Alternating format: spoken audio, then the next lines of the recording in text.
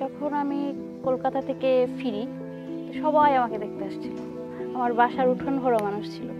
তখন সবার মধ্যে একটাই কোশ্চেন ছিল, একটা মেয়ে মানুষ, তার আবার দুটো হাত নেই, এই মেয়ে মানুষের ভবিষ্যৎটা কি হবে, কে ওকে দেখবে, ও কিভাবে পড়াশোনা করবে, ওর কিভাবে বিয়ে হবে, ওর দায়িত্ব কে নেবে, ওর জীবনটাই তো বৃথা।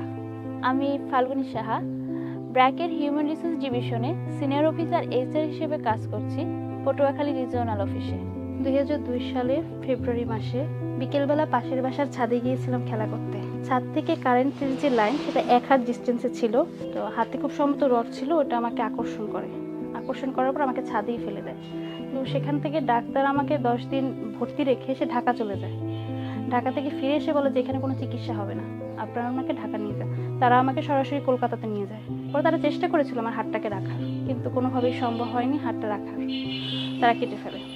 খেলতে খেলতে কোনো কিছু একটা আমি পড়ে আছি, আমি ওঠানোর চেষ্টা করি, কারো কাছে হেল্প চাওয়ার আমি একটু চেষ্টা করি।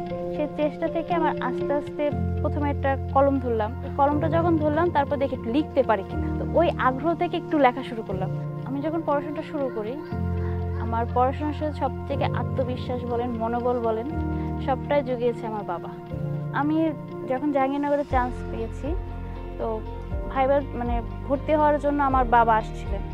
তো তার মধ্যে এমন এক আনন্দ ছিল যেটা আসলে এখনো আমার চোখে ভাসলে আমার খুবই কষ্ট লাগে, যে উনি আমার সুখটা দেখে যেতে পারলেন না। অনেক কষ্ট করেছেন আমার জন্য। আমি ভার্সিটিতে ভর্তি হওয়ার কয়েক মাস পরে আমার বাবা মারা যায়। আমি ব্র্যাকে জয়েন করেছি 2019 সালের 3রা November, BRAC learning centre Barishal. আমি আসলে যখন আসি তখন আমি আসলে বুঝিনি যে এত সুন্দর করে আমাকে আসলে ব্র্যাকে জয়েনিং করানো হবে, অভ্যর্থনা জানানো হবে। এটা আসলে আমার কাছে একটা স্বপ্নের মতো ছিল। আমি ব্র্যাক জয়েন করি, তখন প্রায় 300 থেকে 350 স্টাফ নিয়ে আমি কাজ করতাম। আমি পটুয়াখালীতে আছি।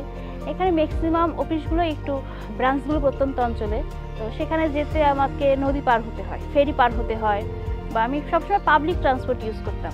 ব্র্যাকে এমনও হয়েছে একটা মিটিং হলে আমার কি প্রবলেম, বসতে পারবো কিনা, যেতে পারবো কিনা, আমার অসুবিধা হতে পারে, আমার কাছে সেটা জানতে চায়। আমি জাহাঙ্গীরনগরে ছিলাম যখন একটা ফ্রেন্ডলি পরিবেশে ছিলাম, সেই ফ্রেন্ডলি পরিবেশ থেকে এসে আবার একটা যে ফ্রেন্ডলি পরিবেশ পাবো, একটা ফ্যামিলি পাবো, এটা আমি আসলে কল্পনা করতে পারি।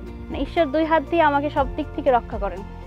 এখন পর্যন্ত আমি একটা সংসার করছি, আমাকে সাপোর্ট করার মতো মানুষ আছে, বাট আমার মাথায় সবসময় একটা জিনিসই ঘুরে, যে কারোর উপর ডিপেন্ড করা যাবে না।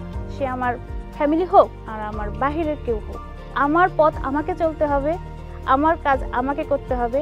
শেষ দিন পর্যন্ত আমি যাতে আমারটা নিয়ে আমি চলে যেতে পারি।